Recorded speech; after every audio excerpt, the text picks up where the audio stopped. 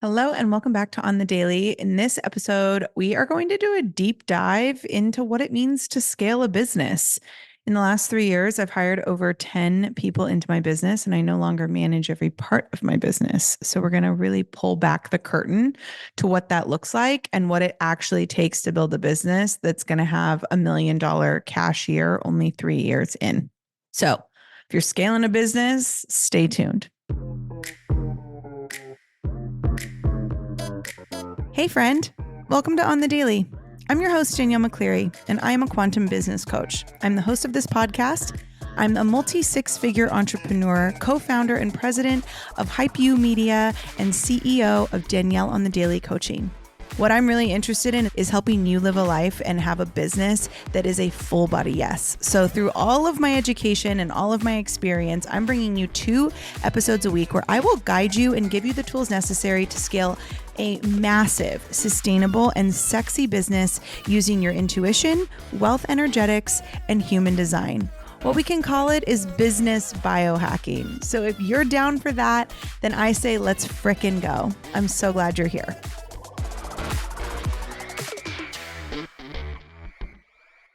Listen, scaling a business is something that I don't think anybody should do alone. And there's a lot of people that try to do it alone. And then I find that they're like really struggling and they kind of keep hitting this wall. And this is probably because for the most part, like entrepreneurs are not a dime a dozen. They are not everywhere you look. In fact, the conditioning of society, most people actually don't have the conversations about scaling businesses and actually think that like scaling businesses and like paying people and like investing big and like big money going out and normalizing conversations about big money is not what most people are doing. So I think a lot of people, they use their current circle, their current network, their current the people that are currently around them as like sounding boards for what to do with their business. And then they're wondering why nothing's working. And it's like, well, because you didn't put yourself into a space where big conversations about money are happening. And so I want to introduce you, if you haven't heard about it already, my mastermind. It's called Scale to Six. It is a rolling mastermind, means that you can come in and leave whenever. I have 6 and 12-month contracts inside, and it's truly for the people that like you have a business, you have an idea, you are ready to scale the business. And by scale, I don't mean do more. I mean, you actually do less and the business does more and make some real fucking money. That's the point of Scale to Six. And obviously, like everything I do is with a very healthy dose of spirituality and the woo woo. And so we talk human design, we talk spirituality, we talk astrology, we talk about the subconscious mind and the beliefs that come along with our programming. And truly, we like whatever our programming is, whatever the matrix is, like this space is designed to like completely obliterate it and like you keep moving. But the best thing is you're in a space with people who think and speak and have the same conversations that you're wanting to have so that you can actually see the growth that you are seeking. So Scale to Six. If you want to apply, if you want to learn more, click the link in our show notes and you'll be taken to the website. You can also come into my Instagram. We can talk about it on Instagram, Danielle_on the daily. But if you just want to read more about what Scale to Six is and what it can offer you in your business, it's really for people that are, going from like that 10K to 100K month area. So we're scaling from like 100,000 to $1 million. Like that's what we're doing. And so if this is you, come slide into my DMs or click the link in our show notes and you can go read about it and apply on my website. But you don't have to do it alone. And the fact that you've been trying to for so long is probably why it's not growing the way you want it to. So I hope that we see you inside. Okay, so I started this coaching business in January of 2021. So we are 3 years in, and I have gone from a solopreneur who is trying to like maintain like I don't know, trying to maintain like $12,000 to $15,000 months in my coaching business by myself to a true CEO who has 10 people who work for me. And I am not actually in control of all parts of my business anymore. Yes, I'm the CEO and I make the final call, but I have released control to certain areas of my business so that my team can work in my business and I can zoom out and work on my business. And that is a process. That is the biggest I think the biggest transition I've had in this business is moving from a solopreneur making a lot of money to a CEO of an actual company. And that's what this brand is now. Like Danielle on the Daily is a company.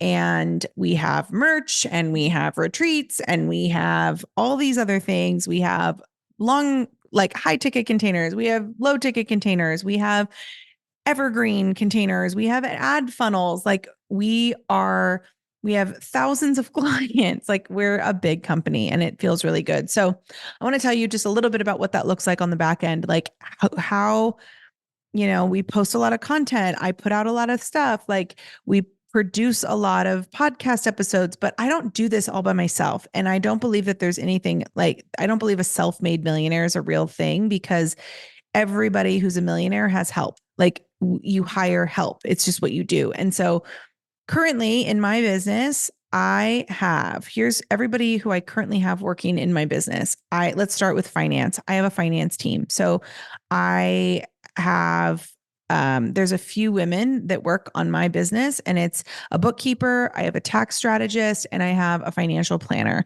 So I also have an account manager for my investments. So that's a finance team, a bookkeeping team, and an investment manager. So that's 4 people right there.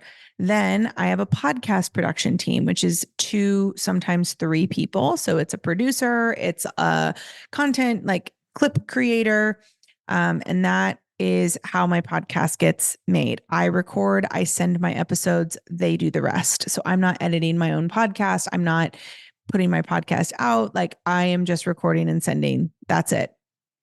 Then I have an executive virtual assistant who manages some of my calendar. She writes copy for my podcast. She writes emails. She deals with a lot of she does all the client retention, customer satisfaction. She's managing the team's email.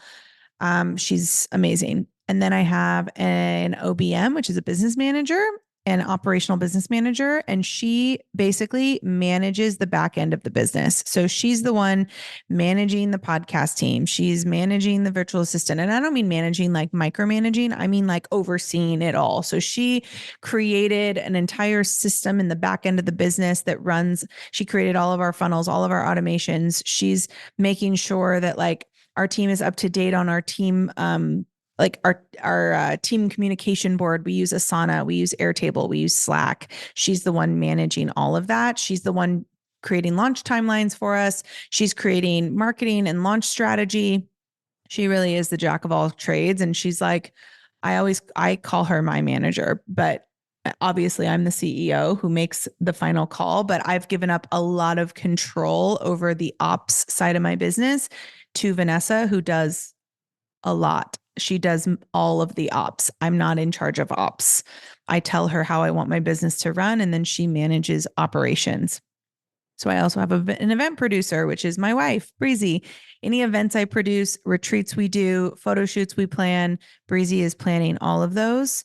And obviously, all of these people are all independent contractors. So I don't have any full-time employees of Danielle on the Daily, but I have independent contractors that we work with on a full-time basis. So Breezy is my event producer. I also have a copywriter. So whenever I need sales pages written, copy, like we have a copywriter. I have an ads manager who manages all my ad funnels. So any ads that you see of my brand on the internet, I don't make those. My team makes those. And it's all based in my voice, right? So one thing I am really good at is copy, and I write really well. And so because I've spent so long being consistent on social media, my team has a lot of copy to work with. So whether it's an email being written, whether it's social media content being made, whether it's ads being made, like you can go back through the last few years of my social media and like read the captions of my posts, and there's so much in there that it's very easy to determine my brand voice. We also have like a brand Bible that basically tells everything about my brand voice. It's my brand strategy. We've created it. So I also have a website designer who will also come in for like project specific things when we need website updates, when we need a new page added, when we need more branding stuff. I have a website designer that we work with that does all of that for me. I have a social media manager. This is new. I hired her in January and she is taking over my personal page. So it's still my captions, it's still my content, but I'm not the one like managing my social media anymore. Which feels really, really good because it really just allows me to continue to be creative on my social media. I get to be the one who just like creates the content and then like gives it out and like lets my team handle it. So they will like kind of manage my inbox, but then still be like, okay, like here we go, Danielle. Like, here's who, there's some people in your DMs who want to talk to you. And then I can go in and I can have the conversation. But I'm not the one like in Instagram all day, every day, like looking for leads, which frees up my time, which allows me to be more in my creative joy, which is ultimately how my clients get better results and how my business gets better results. And then finally, I have a PR and marketing agent, which I hired at this is our first month together. And so visibility and expanding my brand awareness is something that was really important to me in 2024. And so we have a like a PR agent who's going to help me get more publications, more podcast interviews, like me on podcasts, speaking opportunities, you name it. Video interviews, like just help me get my brand awareness and my brand message out to more people. And then I have a housekeeper that comes to my house every week. These are all things that we've introduced into the business. And that's the reality. And I pay all of these people. So and we're talking like anywhere from 1,000 to like 3,000 to $5,000 a month we pay them. And so this is the reality of scaling a business. And so I like to tell you this because yes, is it scary to give up control of parts of your business? Of course it is. And I always the thing I always say is like the CEO of Free People is not emailing me. The CEO of Free People is not checking DMs all the time. The CEO of Free People is not managing the operations of Free People. And do I love that brand any less? Do I trust that brand any less? No. In fact, I trust it more because I know that it's a well-oiled machine. And so in my business, obviously I'm not selling clothes. Well, we do have merch actually. So there's that. I also have a graphic designer that we use all the time, who actually is a client and now a friend of mine who's going to be featured on this podcast in our next episode. So make sure you come back to listen to that. But like, this is what I'm saying. Like, I have people because my zone of genius, yes, I can do graphic design. Yes, I can plan an event. Yes, I can do all of these things, but is it the best use of my time as the CEO of this company to do that? No, it's not. My zone of genius is working with my clients, is like creating new things, is putting out new work, is working on things that I want to create. Like I want to create conferences. I want to write a book. I want to host retreats internationally. Like these are the things that I need creative space to do. And my business can still run because of the systems and the strategies that we've put in place. So is it scary to give it up? Yes. Is it worth it based on where I'm going? Absolutely. Should everybody be thinking about their business 5, 10, 15 years down the line? 100%. I think a lot of people think about their business next month, and that's why they don't see growth. Like I'm thinking about my business. I was thinking about what we were going to do this year at the beginning of last year. And I was making decisions last year based on what I wanted us to be doing this year, which is why this year we are moving so fast and things are growing at such a rapid pace. It's because of the decisions I made a year ago. And so I wanted to just pull back the curtain on that and really show like what it looks like. Like people who have $1 million cash years are not doing it by themselves. They have a team of people who are doing it with them. And that's the case for any business. And so anyone that you see on the internet calling themselves a self-made millionaire, like self-made, maybe that they're not like a product of nepotism or like, mom and dad's money. But even then, like, I think that should be a whole other podcast episode because frankly, like anybody who grew up in a family with money, like and who has more access, who has more resources, whatever, like, why wouldn't you use those? Like, it's so crazy to me. I was listening to this interview. We're going off topic for a minute. We have to. I need to go there.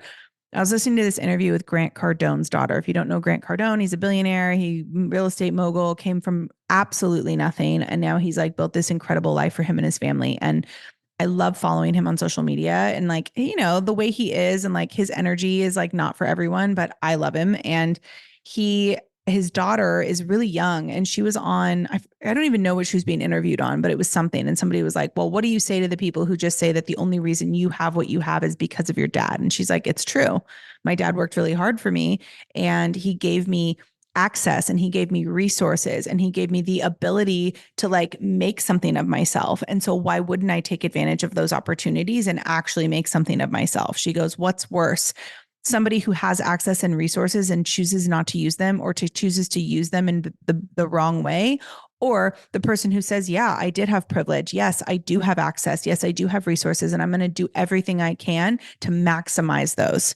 Like, that's all I can hope for my son, is that he takes everything. Like, this kid has access to anything he wants. He has resources abundant. He is well suited to do great things. And I hope he does. I hope he like takes advantage of all of the resources and the access that he has and makes something of himself 100%. Anyway, that being said, self-made millionaires are not real. Like, self-made in that they did it alone. Nobody did it alone. I do not do it alone. I say this so much. My credit card bill every month on what I spend and what I invest in and how much I pay people would make you vomit. It used to make me vomit to think of how much I spend on investing and on my team and paying people. Like, the idea of doing that used to make me vomit, and that kept me small. Because if you can't fathom that amount of money going out, how are you ever going to fathom that amount of money going in? It's just not going to happen. So, pulling back the curtain, there it is. Give up control, know when it's time. Like, you don't get a medal for trying to do it all in your business. I used to think I did. I used to think there was like some imaginary medal or like a Girl Scout cookie that I would get for like doing it all myself. Boring. No, I don't do it all myself. I don't want to do it all myself. In fact, I'm at the point in my business where if there's something that is not a full body yes for me to do, I outsource it 100%, because I know by not draining my battery trying to do it, even though I don't want to, I'm staying in my zone of genius, which is just filling up my battery, which is ultimately making me more money. And it's making my clients more money because I am more present. I'm a better coach. I'm a better leader. And ultimately, it helps me know myself better. I know myself better than I am hard pressed to find somebody who knows themselves as well as I know myself. And that is what I teach people to do, is come home to themselves. And when you come home to yourself, you can make decisions for your business that are based on who you're becoming, not who you are now. So I hope this is helpful. I hope this just shed a light on some things for you. It's like the reason I have a 5 or 6 hour morning routine is because I've hired a team that take care of my business. So I don't need to check in until 11. I can get up on my own time. I can go to the gym. I can eat what I want. I can like have a day, have a moment, take it slow, read my book by my fire. I don't need to get to work until 11 because I know my team is managing my business, and that keeps me in my genius, which makes me better at what I do, which ultimately makes my clients more successful. All part of the plan, baby. All right. You can always slide into my DMs if you want to talk about this, but I'll create a program about this soon, I'm sure. Wink, wink. Stay tuned. Love ya.